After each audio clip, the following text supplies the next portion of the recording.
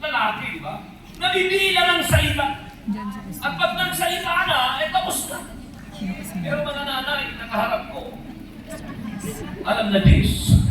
So, hindi nyo kailangan ng microphone para magsalita. Kaya kami mga pastor, dito lang kami, bumabawit mga kapatid. Paghawak na namin yung microphone. Huwag nyo naman turasan yung pastor nyo, paghawak nyo yung microphone. Ay, doon lang siya nakakapaglabas ng kanyang saloobin, mga kapatid.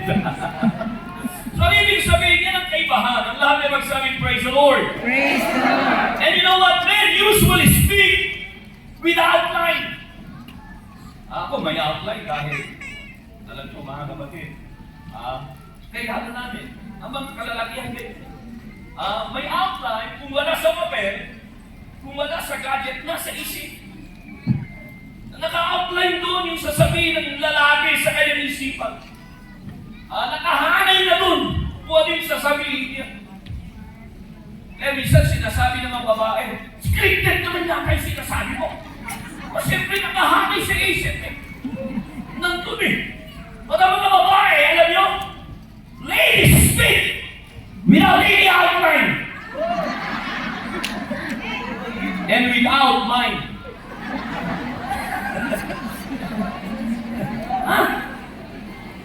Kanina ka ako na eh. Ako, talaga, grabe. Ako, alam nyo na tapos na ako mangaral mamaya, alam nyo kaagad dahil tapos na, nangkandun lang yung outline ko. Pero, alam nyo yung mga tagapagtuloy ko, kakaiba. Ang daming sama. Di ba pag nagsasalita si nanay, ang dami, di ba? Ang daming stasyon. Dahil walang outline yan eh.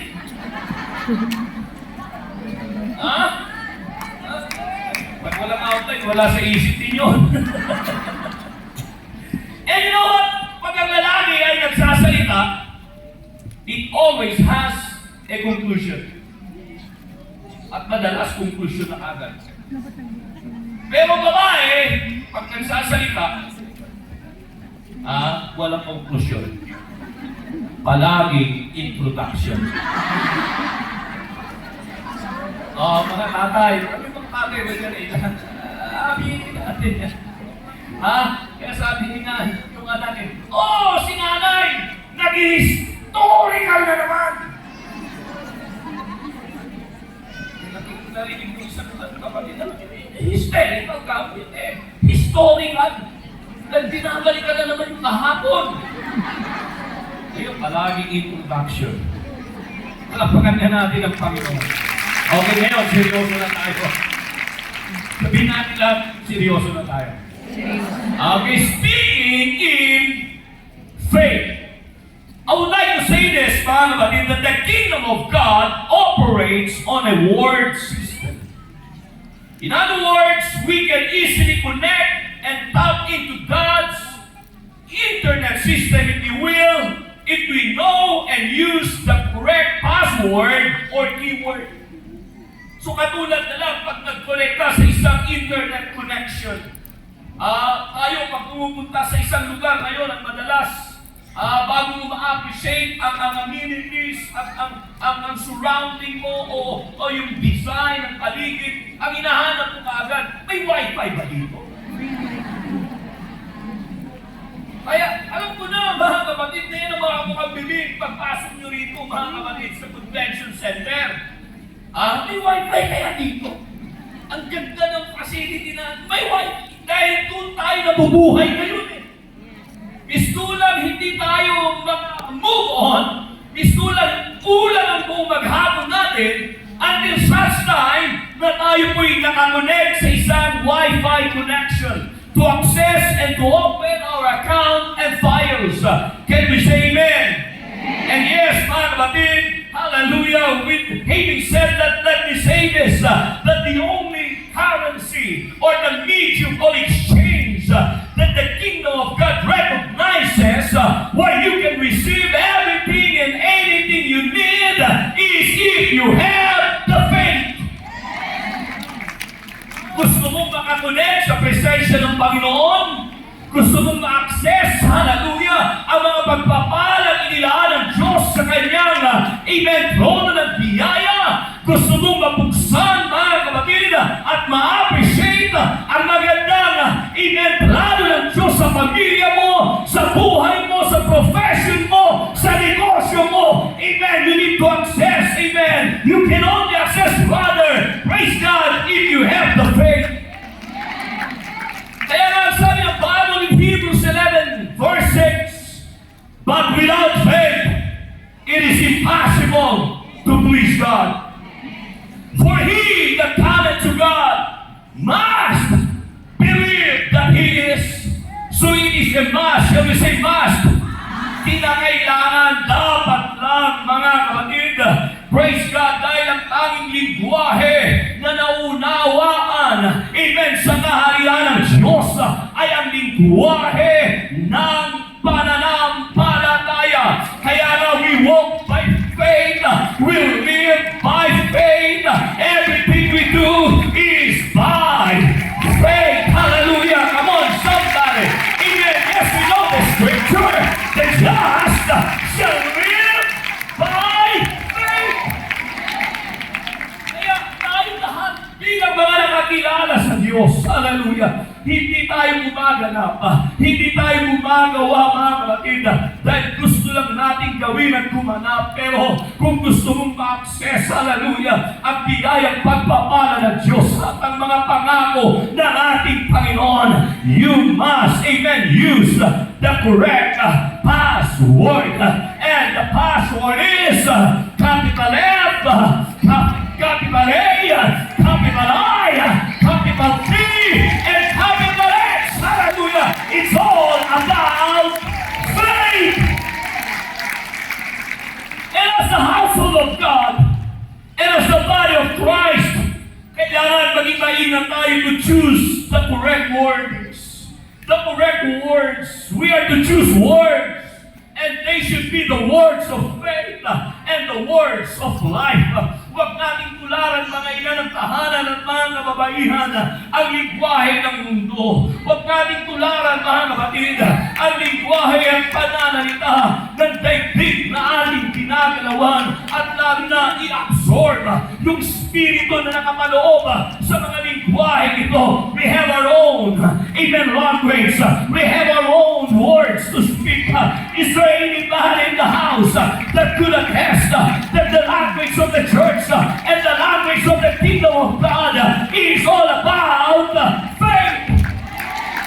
Sabihin natin lahat, faith. Yes, Lord, articulate you express mo whatever your needs are. Amen. To get the Lord's attention. Gusto mong makuha ang atensyon ng Diyos. Gusto mong maramdaman ang presensya ng Panginoon. Gusto mong igawad ng Diyos ang kanyang pagpunas sa buhay mo. The only way that you could access those things is by faith. Oh yes, shall we say yes? If you want to get the Lord's attention, the only way where you can get His attention is if you will speak in faith. Hallelujah. Shall we say speaking in faith?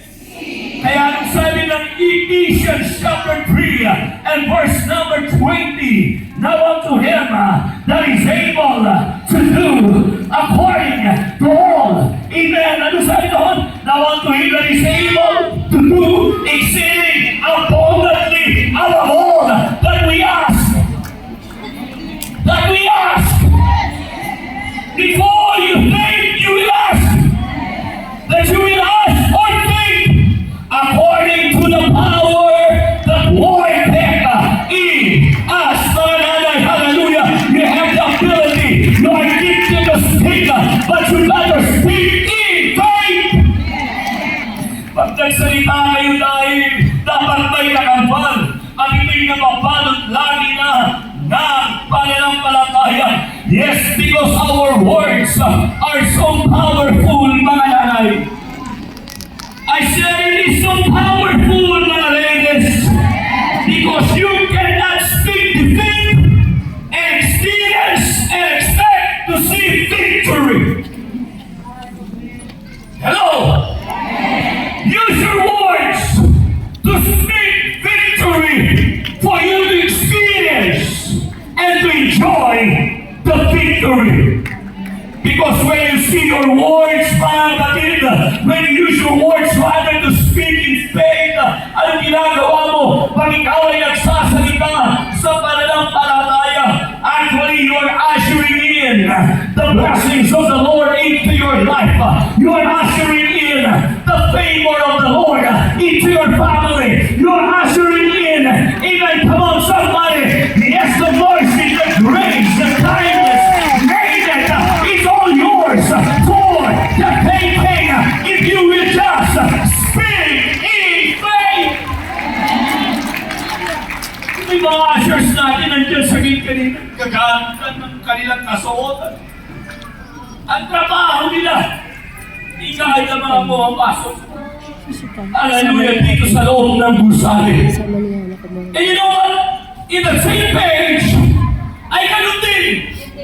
Even when you are speaking in faith, you are ushering in the Lord's abundance, the Lord's grace, the Lord's mercy, the Lord's blessing. Even, yes, any good thing even can happen into your life if you will just speak in faith.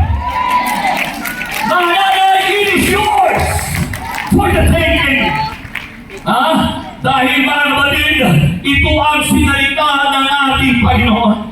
Don't you know that as children of God, bilang mga anak ng Diyos, we are blood-bought. Sabi nga ng isang mangaral, blood-bought, amen, time token, water baptized in Jesus' name.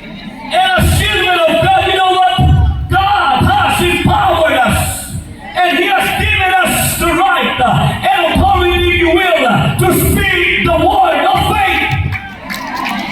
Narinig ko kanina, kaya sabi ko nga, alam niyo, pag nakaupo ako dyan, o nakikiupo pa minsan-minsan, amen, I'm trying to find the will of God. I'm trying, mga kapatid, to sense the Lord's Spirit. Amen, He is really blessing the thought that, amen, He has given me for the day. Dahil, yes, bawat tumatayo rito, mga kapatid, tandaan niyo, pag tumayo kayo rito, may sarili kayong salita na dala. Pero pag nandito na kayo, napapansin nyo, nababago yung lingwahe nyo. Nababago yung salita nyo. Nababago yung kaisipan nyo. Why? Yes, because we are living by faith. We are saved by faith. We are what we are today because of the faith. Come on, somebody, hallelujah.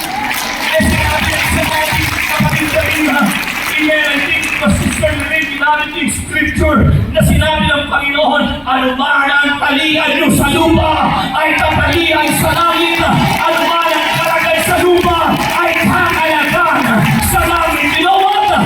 God has empowered the church, and the church is you, the church is me.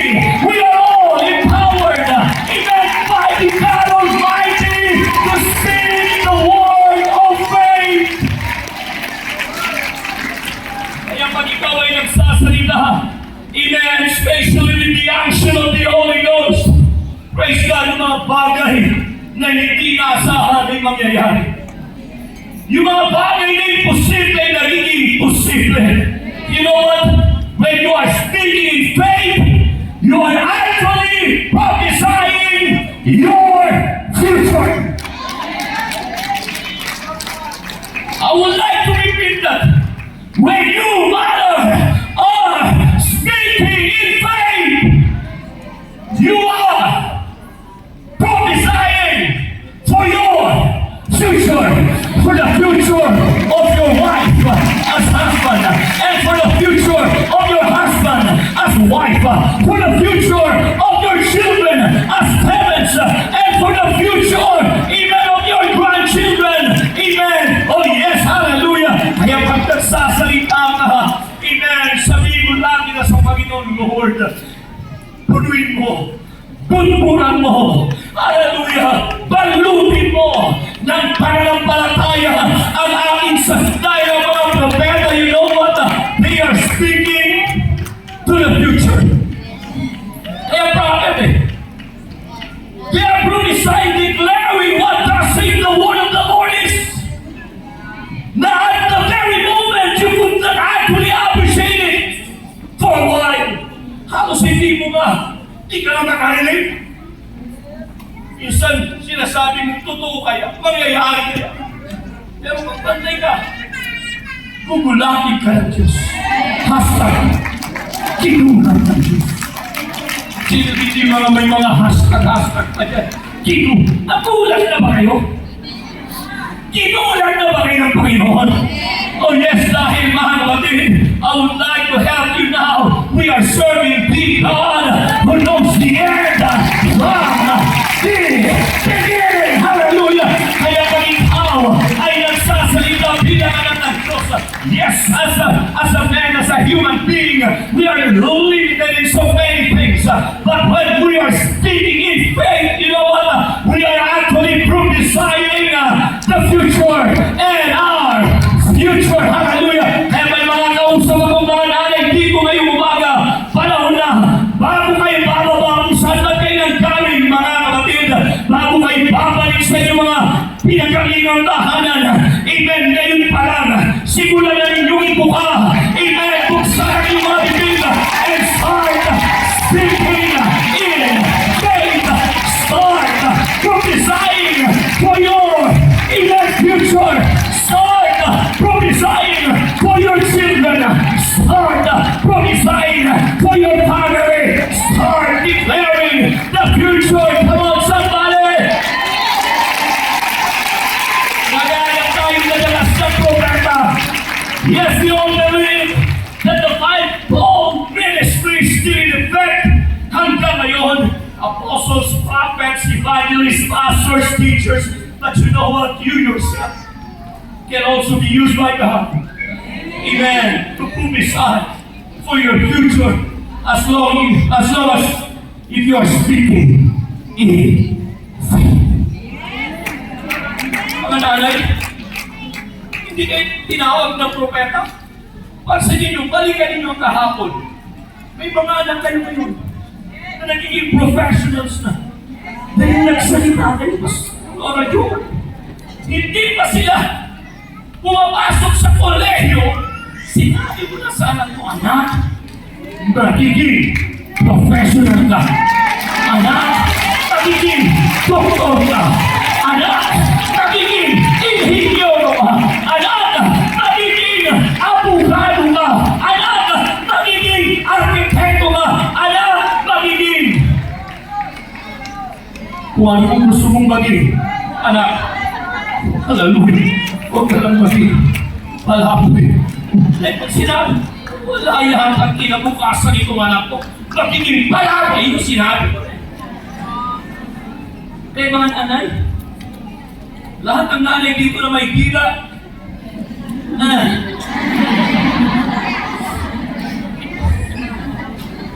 pagsalit kayo mamaya, baka may nunal yung dila nyo. Gawin niya sa nunal. Then pag ikaw ay nakakilala sa Diyos, kung nung wala ka pa nga kay Kristo ino-honor na ng Diyos yung salita mo bilang ina. Kaya kami mga anak, saludo sa mga kayo. Sa mga tatay, ito din saludo siya. Pero iba naman pag nagsalita si nanay. Pag nagsalita si nanay, talagang kumakagat. May kurot sa dibdib. May dating. Dahil sa unang salita, hindi ka narinig, may pangalawa pa yan.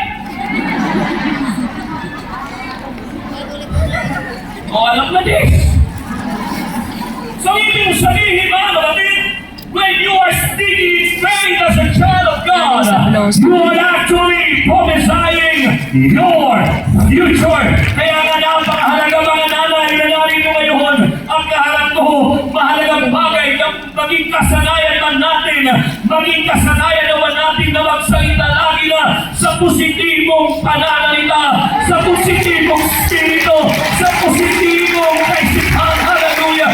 Dahil ino-honor ng Diyos, hallelujah, ang bawat positibong pagpapayag. Amen! Na may kalakip na pananampalataya.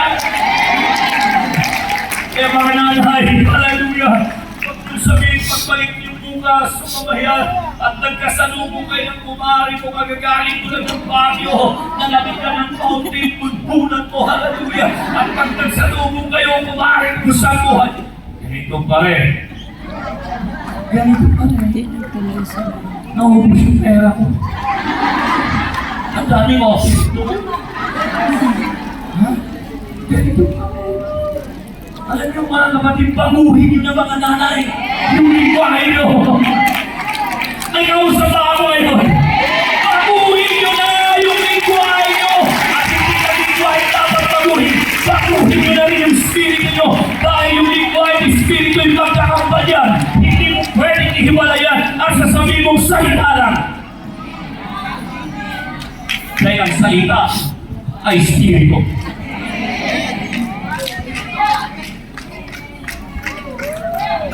Ang lahat ay magsabi, amen.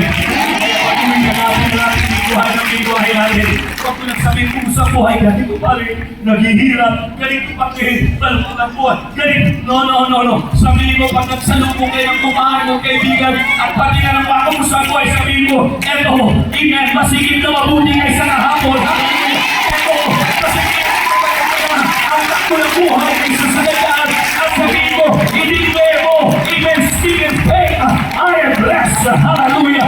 Speak in faith, at sabihin mo, I'm strong. Amen, speak in faith, at sabihin mo, I am surrounded by the favor of God. Come on, speak in faith, at sabihin mo, something good, something beautiful is about to happen.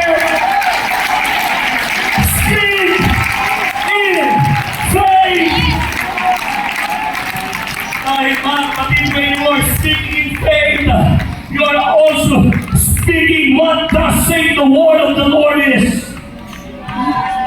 Meron kang pinaka-foundation, may pinaguhugutan ka. Pag nagsasalita ka sa pananampalataya, at saan ka humuhugot? Sa salita ng Diyos. Amen, hallelujah, hindi lamang sa mga salitang saan-saan, kundi humuhugot ka sa salita ng Panginoon. Ang lahat ay magsabi, amen. So when you are speaking in faith, amen, like as they said, you are actually speaking, amen, what thus saith the word of the Lord is. Nag-ibig sabihin, you are echoing. Is that the word? You are echoing ba? Hello? Kapag nasa isang gusali ka na walang gaanong maraming tao, o isang nasa kweba ka, pag nagsalita ka, hello!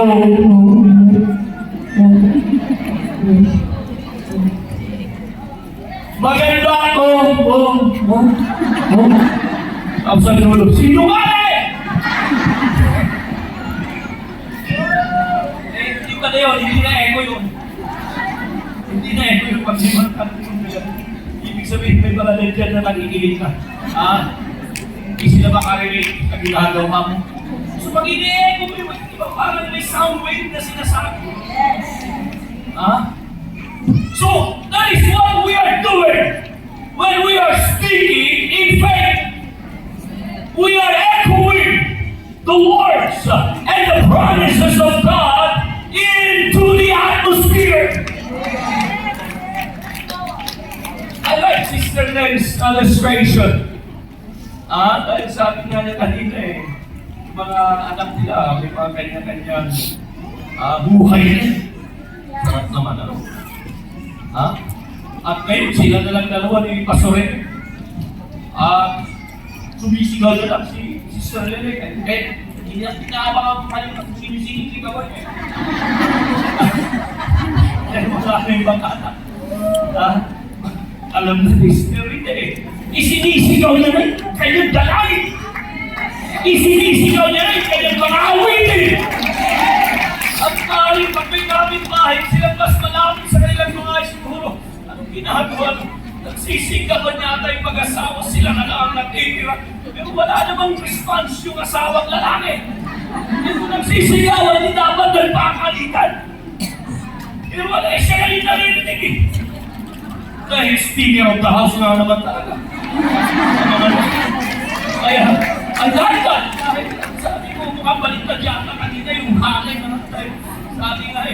kailangan ng mga nanay. Ano na lang, ano doon? Manahimik na lang. Para huminto na si Mr. Ako, mali! Sorry ha, madam. Pero, alam niyo, ako na lang yung nag-iisip na kaupo dyan. Sino pang magwawakay mo yung bakita basta kumita? Christmas na nga tayo eh. Hindi pa tayo magsasalita eh. Kahit pa paano, kahit isa na rin salita natin. Salitain pa rin natin. Sabi mo, mukhang balikan. Kami yata. Tahimik. Pero kahit tahimik kami, alam nyo din. Magsalita ka naman dyan!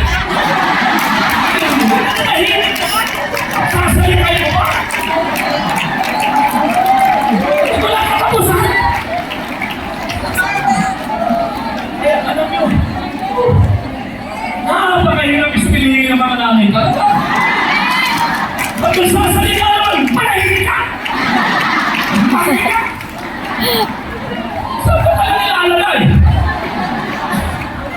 Ang hirap talaga ng mga kapatid. Kaya ito, sinasabi ko ito dahil hawak ko yung microphone.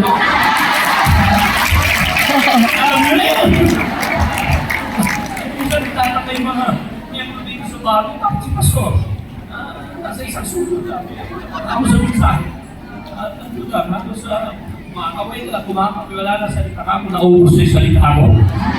Hanggang po dito lang. Habang-habang may microphone. Ngayon, nandiyan na yung ating tagapagsalita. Makinig na din. Ang lalim ang sabi na rin! So, yan ang nangyayari. You're echoing the words and the promises of God into the atmosphere. Kaya lang yung mga kapatid, remember kung ano nangyari doon sa creation. Diba, wala bang nangyari noon? Wala bang mga bagay sa mundo ito? But the Lord just speak the word. Ang sabi niya, amen, and God said, sabi niya naman, inulit-ulit ng maraming pagkakataon hanggang nalikat na tapos ang dakilang panlikha na ginawa ng Diyos sa buong mundo. At nagkaroon ng ganito, nagkaroon ng ganoon. Bakit nagsimula lahat ito? Nung ang salita ng Diyos, amen, ay naipahayag sa pananampalataya at ito'y nag-echo sa kapaligiran. At habang ito'y umi-echo sa kapaligiran, mga kapatid, unti-unting nangyayari at nagaganap at nalikha ang lahat ng mga bagay na nalikha sa mundong ating ginagalawan. Oh yes, hallelujah! When God spoke the word, even everything came into being. Shall we say amen? Kaya nga, when you speak the word of faith, mga mothers, into your situation, whatever that is, let me help you this morning. You are actually in the process of seeing the impossible becoming possible. You are actually seeing the brightness turning into light. You are actually seeing with your own naked eye, even the emptiness turning into abundance, defeat turning into victory. Even you are actually seeing the manifestations of the miraculous from the throne of God's grace and mercy. So mga nanay, speak in faith. Hallelujah. Magsalita ka sa pananampalataya at may pananampalataya. Panampanan natin ang ating Panginoon. Sige palakpan sa Panginoon.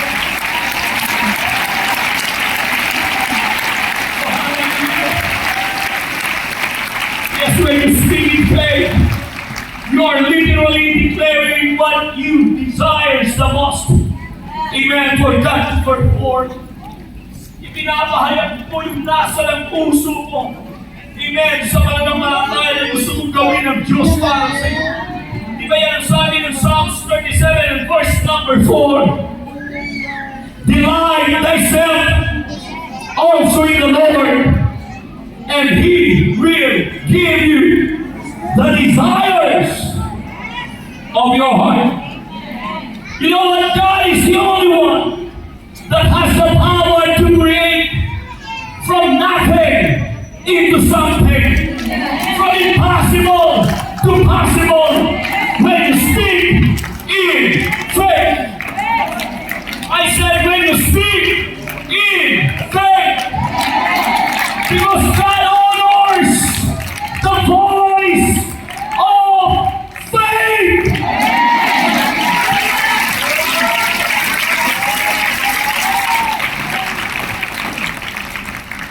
titignan ko yung mga lectures sa mga nauna sa atin. Dahil yung post naman sa ating MP, nakagandahan ba?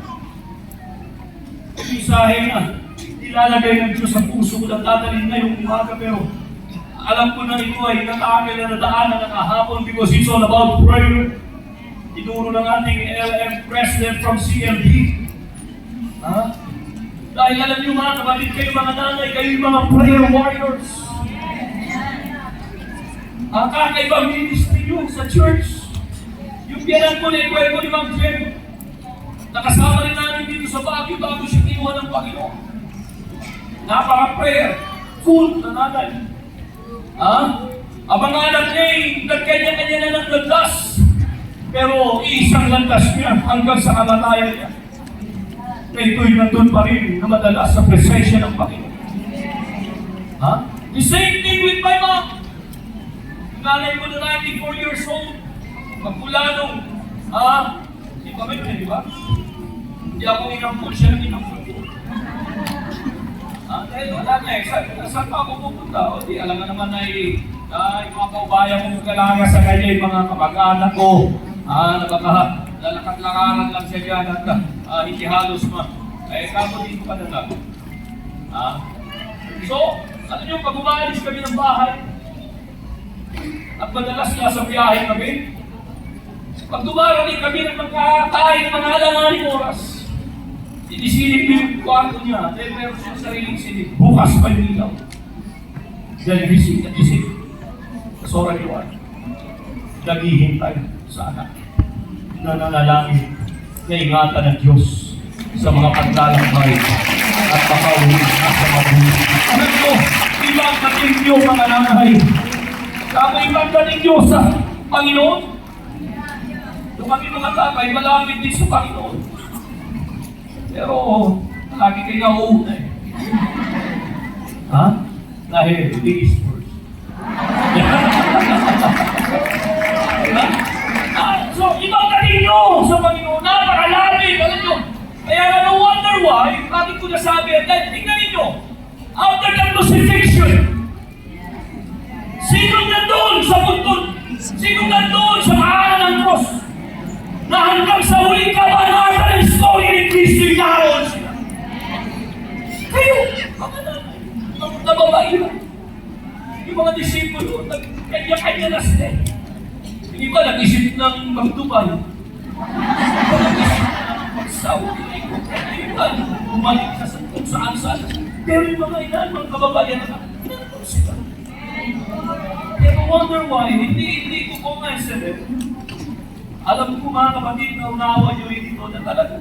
Siyempre, tagapagligtas, ang ginamit para mailuwag ay isang ina, isang babae na tulad. Para pagkanatin ang ating mga. Sinasabi ko, mas marami talaga. May kung lalaki sana ginamit ang Diyos para mailuwag ang tagapagligtas. That's a miracle, Father. Pero hindi pwede mabago ang batas ng Diyos. Alam mo, sinasabi ko iba'y dating ninyo dahil yung dalangin yun, laki ng epekto sa pamilya, sa anak, sa asawa, sa iglesia. Magbalik nyo sa inyong mga local churches, patuloy yung pagyamanin ang inyong mga pananalangin. Praise God, hallelujah, sige palakpak sa Panginoon. Kung hindi mo organize ang inyong mga prayer groups, simulan nyo i-organize na nahin kahit nag-isa ka sa kasimula, hayaan nyo lang, bukas makalawa mananagdagan na. Amen, di ba wala ng dahilan? Yung laban na mga paghihintay na, yung plantyahe, mga paghihintay na, dahil unahin ng madalas pagkatapos ng gawain ito, ang pananalangin, dahil ito ay isa sa napaka-special na ministry at pagpanin na mga inagmahanap sa loob ng iglesia. Sige palakpak sa Panginoon. Oh, hallelujah. So like I said, God honors the voice of faith. Come on, nanay. Kaya when you sing in faith, God honors it. Alam niyo, sa malalakang may kwento sa Matthew chapter 15, ito isang ina na kanyang anak ay sinapilan ng masamang spirito. At sa isang hintil, Ang ibig sabihin niya, hindi siya kapamilya ng Diyos. Hindi siya kapamilya ni Israel. Wala siya sa tribo ni Israel. At ang kwento ay nabasa nila at narinig na ng maraming pagkakataon. Nung narinig niya na si Kristo'y naroon, ang babae, ang ina na ito para sa kanyang anak, mga kapatid ay lumapit siya at nagsisisigaw, "Oh, Jesus! Anak ni David! Mahabag ka sa akin! Maawa ka sa akin!" Ang tanda niyo, hindi siya yung may pangangailangan. Ang may pangangailangan ay yung kanyang anak. Kayong mga ina, kakaiba. Kahit may pangangailangan kayo, priority nyo pa rin ang pangangailangan ng anak. Priority pa rin ang pangangailangan ng pangangailangan. Amen. Kaya yung kinanay ko, yung babae ito sumisigaw para sa kanyang anak. Hindi, kinukuha niya ng atensyon at hindi para sa kanyang sarili. Kaya ako'y naniniwala. Itong sinasabi ko sa inyo, when you speak in faith, hindi para sa sarili mo yan, para sa pamilya ko, para sa akin ko, para sa asawa ko, para sa simbahan. Amen. Para sa alay. Amen. Nagiging balang para. Yes! Kaya sabi ng Biblia, ang tinulabog ng babae ito, ang kinaroroonan ng Panginoon at ng mga alagad ay nag-isip ng palayasin at paalisin ito. Pero hindi nila nagawa dahil lalong nagsisisigaw ang babae ito para sa kanyang anak na magkaroon naman siya ng kagalingan dahil sinakihan siya ng masamang spirito. So sabi ng Banalakad, hindi tinangkang paalisin. Pero hindi nila nagawa. At pinalingan siya ng Panginoon. At dahil alam niyo, nakuha niya, ito babasahin yung Biblia, nakuha ng babae ito ang atensyon ng Panginoon. Hindi lang dahil sa kasisigaw niya. Mga nanay, bawas-bawasan yung kasisigaw.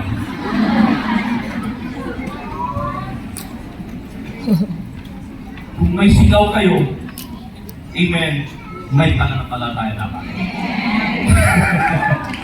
Hello! Okay, ito! Alam nyo, nakuha ng atensyon ng Panginoon na nagsabi ng Biblia, ewan kong ilang pagkakataon na ito'y ginawa niya, pero at the moment, nung siya halos pinapaalis na ng mga alagad, at ginawa ng babae ito lang, lumapit siya sa Panginoon at sumampa siya. Yan ang sabi ng Biblia, read the Bible. He worshiped the Lord. And when she worshiped the Lord, you know what? She got the Lord's attention. Gusto mong ako ang atensyon ng Diyos sa bawat gawain, sa bawat pagtitipon, pagdating ang araw ng linggo at ikaw ay magsisimba. Gusto mong ako ang atensyon ng Diyos. Alam mo, Pisa, ang gawin mo lang, pumasok ka sa presensya ng Panginoon na may pagpupuri, na may pagsama. Hallelujah. Enter into His gates with thanksgiving and into His courts with praise. At sabihin mo, this is the day that the Lord has made. I will rejoice and be glad in it. Sabihin ko sa iyo, hindi pa nangangaral ang iyong pastor, mararamdaman mo na yung presensya ng Panginoon. Hindi ko maawin ng choir, mararamdaman mo na ang kabuskusan ng Espiritu ng ating Panginoon. Kaya ginawa ng babae ito, napansin, nakita ng Panginoon ang ginawa niya at nakuha niya ang atensyon ng Panginoon. At sabi ni Kristo sa babae ito, hindi pwede mangyari na ang tinapay para sa mga anak ay ibigay sa mga aso. Dahil ang mga hintil those days ay gusto ng aso sa tingin ng mga Hudyo. Pero yung babae hintil ng kanyang anak ay sinapian ng masamang espiritu. Nung narinig niya ito, sabi niya, totoo, Panginoon. Sa hindi niya kinontra ang Panginoon. Mga nanay, kontrahin na lahat. Labanan na lahat. Huwag nyo lang kontrahin ang kalooban at ang salita.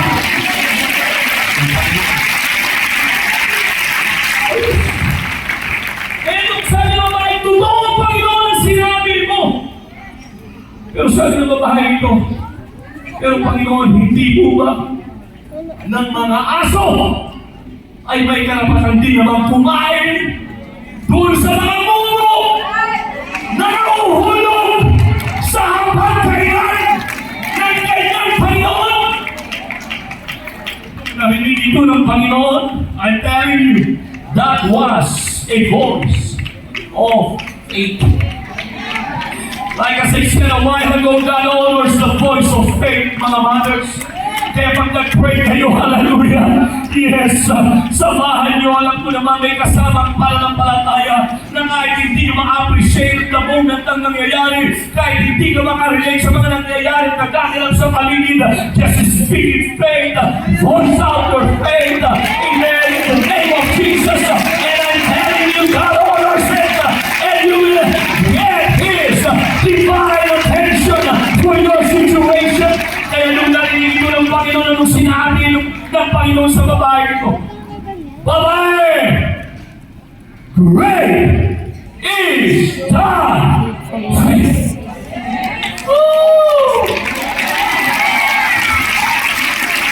Babae, kahanga-hanga ang iyong pananampalataya. Mga nanay, gusto mong hangaan ka ng Diyos, hindi lang sa haba ng damit mo dapat. Hindi lang sa itsura. Hindi lang sa outward appearance.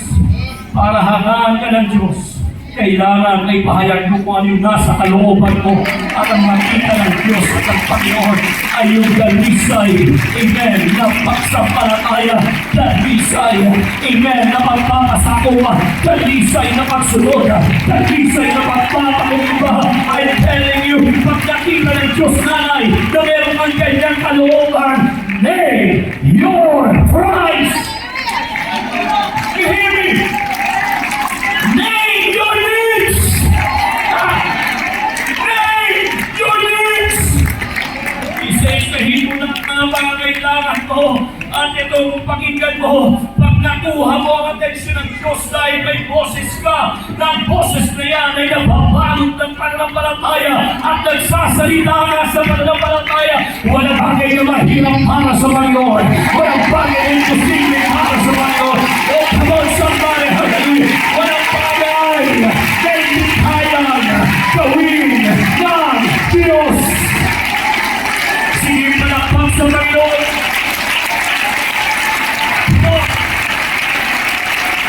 At kung babalikan natin ang storya, may tatlong bagay dito bago tayo magtapos na di may pinahayag ng Panginoon para tayo tumanggap ng mga bagay, mga kapatid, na kaya inilaan para sa atin to Sunday sa mga kapatid. Come on, if you will speak in faith, you must have the faith. I said you must have the faith in God. Not the faith in your faith. Hindi ito yung pananampalataya sa iyong pananampalataya. Dahil isa nami-misunderstood ito eh. Oh, Jesus, iba ka na ngayon? Ang kara ng mga gano'n ba? Ang taling appreciation. Alam mo, sister, manampalataya. Ang ganda, no?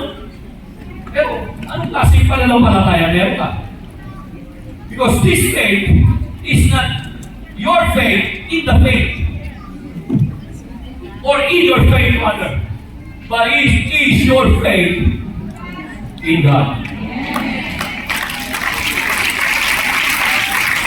It's not faith in your faith, but it is your faith in God. And second, you must believe with all your heart, without a doubt, that when you speak the word of faith, it shall come to pass. And the third is, you must speak it out. Voice it out. Sabihin mong speak it out. Voice it out. Huwag lang sa isip. Kung sa sister ako, nananampalataya ako sa isip, hindi nga kita narinig. Pagsalita ako naman. Ipahayag mo. Ano ang Bible na nagsasabi, ask! And it shall be given unto you. Hindi sinabi ng Bible na think! And it shall be given unto you. No. Ask! How could you ask? if you will not open your mouth. So ask, speak it out, voice it out. Kaya mga kapatid, ipahayag ko. Kaya sabi ng banal na kasulatan, if you believe, therefore, speak. Kung naniniwala ka, ang kailangan mong gawin kayo, ipahayag mo sa iyong piling. Salitain mo sa buong puso. Ipahayag mo na walang pag-aalinlangan at ibentayuan mo ang salita ng Diyos dahil ito ang pinakapundasyon.